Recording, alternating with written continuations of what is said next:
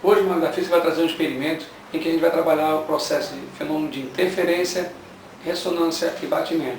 Trata-se de um diapasão. Esse diapasão é um diapasão didático, certo? Em que, quando colocado a vibrar, vai vibrar com uma frequência de 440 Hz, que equivale à nota Lá. Então, se eu bater aqui nesse diapasão,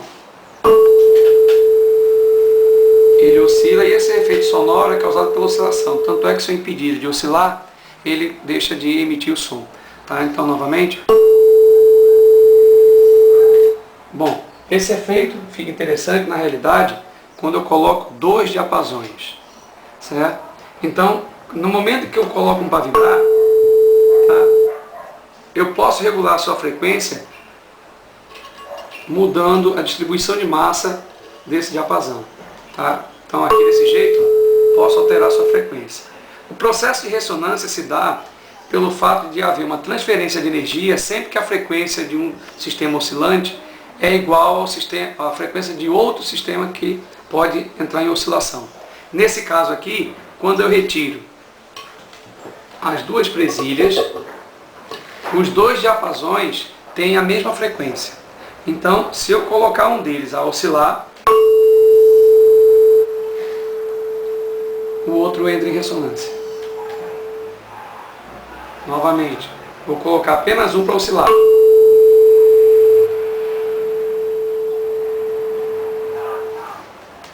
Outro processo que a gente pode mostrar também, já que esse processo é considerado ressonância, porque um vibrou, transferiu energia para o outro, porque a frequência desse é igual a desse aqui. Tá? Então, outro processo que eu posso fazer é um processo de interferência quando eu gero duas ondas, por exemplo, de frequências diferentes.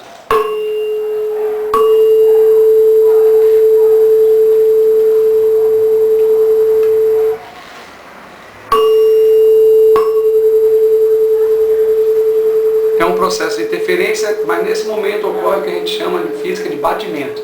São duas ondas geradas com frequências próximas uma da outra. Certo? E cada vez que eu altero isso aqui, eu posso reduzir o batimento. Por exemplo, agora,